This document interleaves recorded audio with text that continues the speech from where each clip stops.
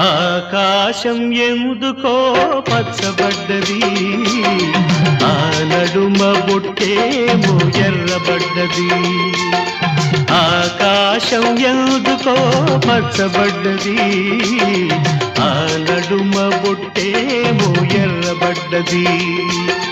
వీచే గాలుల తాకిడి, సాగే గువ్వల అలజడి, రమ్మని పిలిచే పైబడి